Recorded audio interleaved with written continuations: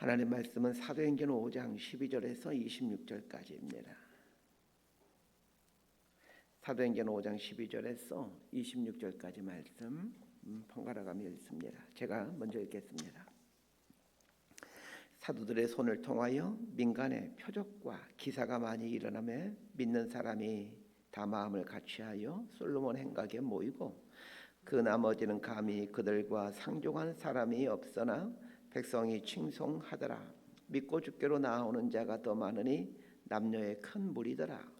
심지어 병든 사람을 메고 거리에 나가 침대와 요 위에 누이고 베드로가 지날 때에 혹 그의 그림자라도 누구에게 덮일까 바라고 예루살렘 부근에 수많은 사람들도 모여 병든 사람과 더러운 귀신에게 괴로움받는 사람을 데리고 와서 다 나음을 얻으니라. 대제사장과 그와 함께 있는 사람 즉 사두개인의 당파가 다 마음에 시기가 가득하여 일어나서 사도들을 잡아다가 옥에 가두었더니 주의 사자가 밤에 옥문을 열고 끌어내어 이르되 가서 성전에 서서 이 생명의 말씀을 다 백성에게 말하라 하매 그들이 듣고 새벽에 성전에 들어가서 가르치더니 대제사장과 그와 함께 있는 사람들이 와서 공회와 이스라엘 족속의 원로들을 다 모으고 사람을 옥에 보내어 사도들을 잡아오라 하니 부하들이 가서 옥에서 사도들을 보지 못하고 돌아와 이르되 우리가 보니 옥은 든든하게 잠기고 지키는 사람들이 문에 서 있으되 문을 열고 본즉 그 안에는 한 사람도 없더이다 하니 성전 맡은 자와 제사장들이 이 말을 듣고 의혹하여 이 일이 어찌 될까 하더니 사람이 와서 알리되 보소서 옥에 가뒀던 사람들이 성전에 서서 백성을 가르치더이다 하니 26절 함께 읽습니다.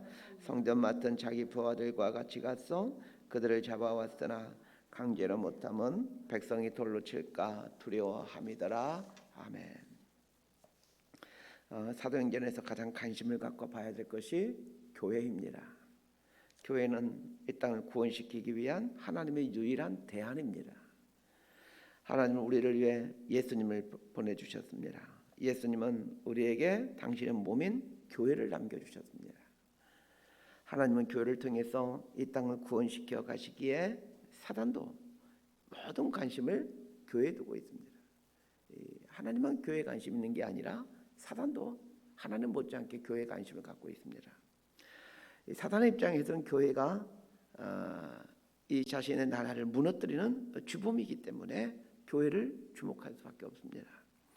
이 땅에 교회가 처음 시작하려고 할 때 사단은 가진 방법으로 방해를 합니다. 첫 번째 방법이 교회의 지도자들인 사도들을 핍박하는 것입니다. 사단은 종교 지도자를 동원해서 이 사도들을 잡아 가두게 하고 그들을 협박하죠. 그런데 사도들은 이 핍박을 담대함으로 이겨냅니다. 교회를 공격하는 사단의 두 번째 방법은 내부에서 교회를 공격하는 것입니다. 아나니아와 삽비라의 위선된 헌신과 이 위선된 신앙을 통해 교회의 순수성을 회파시키는 것입니다. 이 밖에서 하는 공격보다 훨씬 더 고차원적이고 무서운 유혹과 무서운 공격이 바로 내부의 공격입니다. 교회는 순수한 신앙, 순수한 헌신이 사라지게 되면 교회의 능력이 사라져버리게 됩니다. 사단이 이걸 너무 잘 알고 있습니다. 그래서 교회 내부에 그 그리스도인들을 포섭하는 것이죠. 그들로 하여금 위선된 신앙을 갖게 해서 교회의 순수성을 파괴시켜가고 교회를 분열시켜 세상으로 하여금 교회에 대한 환멸을 느끼게 만드는 것이죠. 내부의 공격에 대해서도 교회 지도자들은 분별력을 갖고 이 교회의 순수성을 지켜갑니다. 아나니아와 삽비라를 즉사하게 함으로 교회의 순수성이 이만큼 중요하다는 것을 이 교회 성도들에게 또 세상에게 보여주는 것이죠. 그럼에도 사단은 결코 포기하지 않습니다. 사단은 예수님이 오시는 날까지 교회를 무너뜨리는 일을 절대로 포기하지 않을 것입니다. 가장 각색의 방법을 동원해서 교회를 무너뜨리려고 할 것입니다. 사단의 최종 목표는 교회를 무너뜨리는 것입니다. 그런데 중요한 사실이 있습니다. 교회를 향한 사단의 공격이 다양하고 거세질수록 교회를 보호하시는 하나님의 역사와 기적은 끊임없이 지속되고 더 강화된다는 것입니다. 12절과 13절 말씀 함께 읽습니다. 시작. 사도들의 손을 통하여 민간에 표적과 기사가 많이 일어나며 믿는 사람이 다 마음을 같이하여 솔로몬 행각에 모이고 그 나머지는 감히 그들과 상종하는 사람이 없으나 백성이 칭송하더라. 초대교회가 생길 때부터 계속해서 이 성경에 사도행전에 나오는 말이 마음을 같이하여라는 말입니다. 마가 다락방에서 오순절 성령을 기다릴 때도 제자들은 마음을 같이하여 전심으로 기도하고 있었습니다. 사도행전 1장 14절 읽어드립니다. 여자들과 예수의 어머니 마리아와 예수의 아우들과 더불어 마음을 같이하여 오로지 기도에 힘쓰니라. 교회가 생겨날 때 제자들은 이렇게 마음을 같이하였고 또 교회가 생겨난 이후에도 그들은 마음을 같이하였습니다. 사도행전 2장 46절입니다. 날마다 마음을 같이하여 성전에 모이기를 힘쓰고 집에서 떡을 떼며 기쁨과 순전한 마음으로 음식을 먹고. 어제 본문에도 보게 되면 마음을 같이했다라는 말이 나옵니다. 사도행전 4장 32절입니다. 믿는 무리가 한 마음과 한 뜻이 되어 모든 물건을 서로 통용하고 자기 재물을 조금이라도 자기 것이라 하는 이가 하나도 없더라. 초대교회의 가장 큰 특징은 성도들이 한 마음을 품었다라는 것입니다. 교회가 교회로서 능력을 발휘하기 위해서는 성도들이 한 마음을 품어야 합니다. 이 한 마음을 품는다라는 것은 예수님의 마음을 갖는다라는 말입니다. 너희 안에 이 마음을 품으라. 곧 그리스도 예수의 마음이니. 예수님의 마음을 품게 될 때 한 마음이 될 수가 있습니다. 교회는 그리스도의 몸입니다. 우리 몸 안에는 각자의 마음이 있죠. 누구의 마음이 있습니까? 자기 마음이 있죠. 그래서 아이들 보게 되면 싸우다 보면 너 이거 왜 했어? 내 마음이야. 늘 이런 말 하죠. 사람은 다 마음이 있습니다. 마찬가지입니다. 교회는 그리스도의 몸입니다. 그러면 그리스도의 몸인 교회 안에는 누구의 마음이 있어야 되겠습니까? 예수님의 마음이 있어야 합니다. 그래서 교회를 이루고 있는 그리스도인들은 예수님의 마음을 품어야 합니다. 예수님의 마음을 배우고 예수의 마음을 묵상해야 됩니다. 왜 우리가 말씀을 배우고 예수님에 대해서 배워갑니까? 예수님이 어떤 분인지, 예수님 마음이 무엇인지, 예수님의 뜻이 무엇인지를 알기 위해서입니다. 한 마음이 되면 나타나는 현상이 있습니다. 함께 모인다라는 것입니다. 12절 말씀을 보십시오. 다 마음을 같이하여 솔로몬 행각에 모이고 이렇게 나와 있습니다. 저는 우리 성도님들이 자꾸 모일 수 있게 되길 바랍니다. 1:1 양육으로 모이고 순모임으로 모이고 예배로 모이고 기도 모임으로 모이고 또 성경 공부로 모이고 식사 교제로 모이고 이런 게 교회입니다. 성도들이 한 마음을 품고 자꾸 모이게 되면 두 부류의 사람들이 나타나게 됩니다. 첫 번째 부류는 이 모임에 합류하는 사람들이고 두 번째 부류는 아예 교회와 상종을 하지 않고 교회에 대적하는 사람들입니다. 집단적으로 교회를 대적하고 핍박하는 사람들이 생겨납니다. 그러면 어쩔 수 없습니다. 15절과 16절 말씀 함께 읽습니다. 시작. 심지어 병든 사람을 메고 거리에 나가 침대와 요 위에 누이고 베드로가 지날 때 혹 그의 그림자라도 누구에게 덮일까 바라고 예루살렘 부근의 수많은 사람들도 모여 병든 사람과 더러운 귀신에게 괴로움 받는 사람을 데리고 와서 다 나음을 얻으니라. 자, 이 구절에서 중요한 단어가 예루살렘 부근이라는 말입니다. 초대교회는 어디서 시작되었습니까? 예루살렘에 있는 마가 다락방에서 시작됩니다. 마가 다락방에서 120명의 제자들에게 성령이 임하죠. 거기서 초대교회가 생겨나게 되죠. 마가 다락방에서 시작되었는데 그 다음에 어디로 확장됩니까? 오늘 보면 12절을 보십시오. 솔로몬 행각이 나옵니다. 솔로몬 행각은 예루살렘 성전 안에 있습니다. 예루살렘 성전은 예루살렘의 한 중앙에 있습니다. 한 집에서 시작해서 도시의 중앙으로 확장이 됩니다. 그 다음에 어디로 넓혀집니까? 오늘 보면 예루살렘 부근으로 넓혀져 갑니다. 이걸 보면 예수님께서 말씀하셨던 사도행전 1장 8절 그 말씀, 아주 유명한 말씀이죠. 이 말씀이 생각이 납니다. 오직 성령이 너희에게 임하시면 너희가 권능을 받고 예루살렘과 온 유대와 사마리아와 땅끝까지 이르러 내 증인이 되리라. 사도행전은 예수님께서 하신 말씀, 예루살렘과 온 유대와 사마리아와 땅끝까지 복음이 확장되는 이야기입니다. 복음이 확장되는 걸 말해주면서 예수님께서 하신 말씀대로 그대로 이루어져 가고 있다는 것을 사도행전이 기록해주고 있는 것입니다. 그렇습니다. 모든 것은 인류 역사는 예수님의 말씀대로 되어져 갑니다. 우리는 예수님의 이 말씀을 이루며 살기 위해 교회란 이름으로 모인 것입니다. 교회의 가장 큰 사명은 복음을 전하는 것입니다. 예루살렘과 온 유대와 사마리아와 땅끝으로 복음을 확장시켜 가는 것이 교회의 존재 이유입니다. 이 일하라고 하나님께서 교회를 이 땅에 만들어 주셨습니다. 이 일하라고 예수님께서 당신의 몸을 찢기시고 그래 당신의 피로 산 값이 교회라고 말씀해 주십니다. 이 일을 하지 않는 교회는 허울뿐인 교회입니다. 가짜 교회입니다. 교회의 본질은 예배이죠. 그러나 교회의 사명은 복음 전파입니다. 예루살렘과 온 유대와 사마리아 땅끝까지 복음을 전하기 위해 우리는 우리의 시간을 드리고 돈을 드리고 삶을 드리는 겁니다. 이렇게 살아가는 사람이 그리스도인이에요. 그래서 그리스도인이 이 일을 위해서 살아가지 않고 헛된 걸 위해 살아간다면 그 사람은 가짜예요.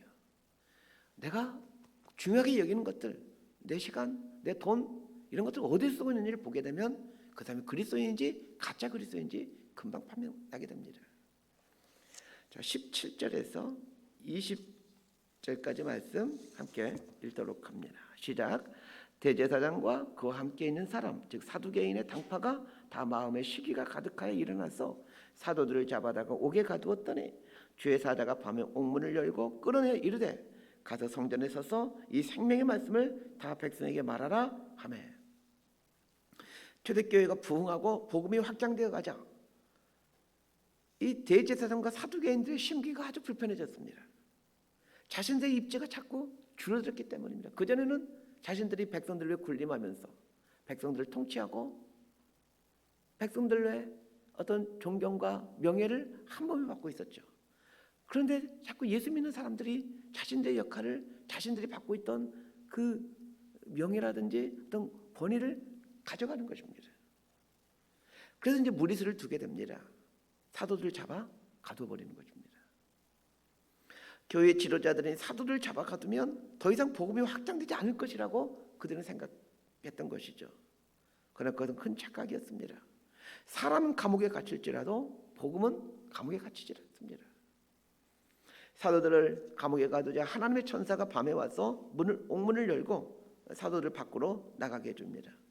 하나님의 천사가 옥문을 열어주는 기적이 언제 일어납니까?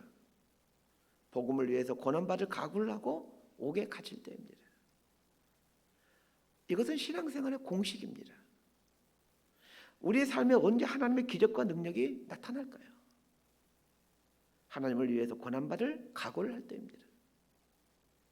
기적과 능력은 아무 때나 일어나는 게 아닙니다. 복음을 위해서 기꺼이 고난을 선택할 때 그때 일어납니다. 복음을 위해서 생각을 하지 않으면서 사람들은 기적과 능력이 일어나게 달라고 기도합니다. 그런 성경적인 공식이 아닙니다. 복음을 위해서 고난받을 각오를 하십시오.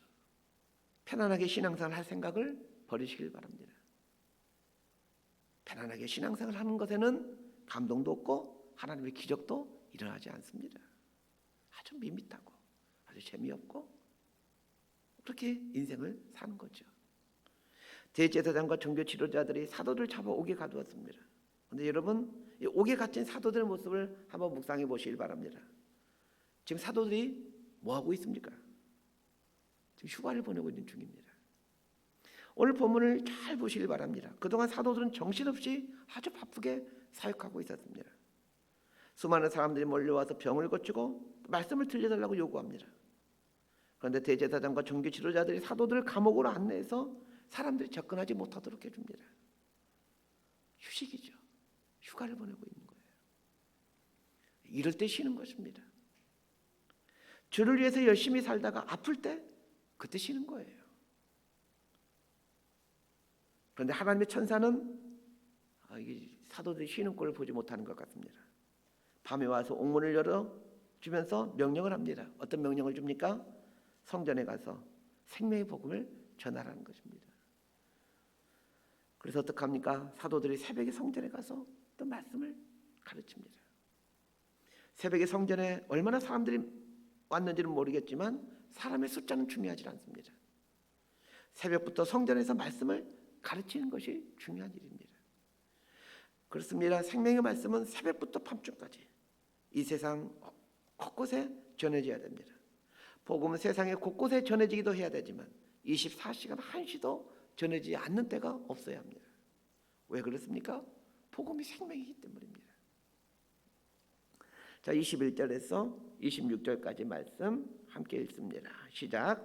그들이 듣고 새벽에 성전에 들어가서 가르치더니 대제사장과 그와 함께 있는 사람들이 와서 공회와 이스라엘 족속의 원로들을 다 모으고 사람을 옥에 보내어 사도들 잡아오라 하니 부하들이 가서 옥에서 사도들을 보지 못하고 돌아와 이르되 우리가 보니 옥은 든든하게 잠기고 지키는 사람들이 문에 서 있으되 문을 열고 본즉 그 안에는 한 사람도 없더이다 하니 성전 맡은 자와 제사장들이 이 말을 듣고 의혹하여 이 일이 어찌 될까 하더니 사람이 와서 알리되 보소서 옥에 가뒀던 사람들이 성전에 서서 백성을 가르치더이다 하니 성전 맡은 자가 부하들과 같이 가서 그들을 잡아왔으나 강제로 못하면 백성들이 돌로 칠까 두려워함이더라.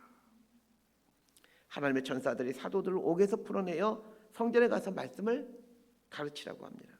그것도 모르고 대제사장과 종교 지도자들은 이제 사도들을 잡아 죽이려고 감옥에 가서 그들을 끌어내라고 명령하죠. 간수가 감옥에 가봤더니 사도들이 없는 것입니다. 대제사장과 종교 지도자들은 누군가를 죽이기 위해서 일을 합니다. 반면에 사도들은 누군가를 살리기 위해서 일을 합니다. 그런데 대제사장과 종교 지도자들이 왜 사도들을 죽이려고 합니까? 자기들이 살기 위해 사도들을 죽이려고 합니다. 내가 살려고 하면 다른 사람을 죽이게 됩니다. 다른 사람을 살리려고 해보십시오. 그러면 나도 살고 다른 사람도 살게 됩니다. 대제사장과 종교 지도자들이 사도들을 잡아 죽이려고 하지만 이 백성들이 사도들을 따르고 있기 때문에 백성들 때문에 쉽게 죽일 수가 없습니다. 제사장은 하나님을 믿는 제사장이라면 누구를 두려워해야 되겠습니까? 당연히 하나님을 두려워해야 됩니다. 그러나 지금 누구를 두려워하고 있습니까? 하나님을 두려워하지 않고 사람들을 두려워하고 있습니다. 그리스도인들이 하나님을 두려워하지 않고 사람들 두려워할 때 타락하게 됩니다. 그리스도인들이 하나님을 의식하지 않고 사람들을 자꾸 의식하며 살게 될 때 그게 타락입니다. 목회자가 하나님을 두려워하지 않고 성도들을 두려워할 때 타락하게 됩니다. 백성들이 왜 사도들을 따르게 되었던 것입니까? 사도들이 무슨 학식이 있습니까? 권세가 있습니까? 아무것도 없지만 사도들을 따르게 되는 것은 사도들이 하나님을 두려워하며 하나님께 순종하며 살고 있었기 때문입니다. 사도들은 무엇을 위해 살아야 될지 알고 있는 사람들이었습니다. 사도들은 무엇을 붙들고 살아야 될지 알고 있는 사람들이었습니다. 반면에 대제사장과 종교 지도자들은 붙들지 말아야 될 것을 붙들고 살고 있었습니다. 붙들지 말아야 될 것을 붙들고 사는 사람은 늘 사람들을 두려워하며 살게 됩니다.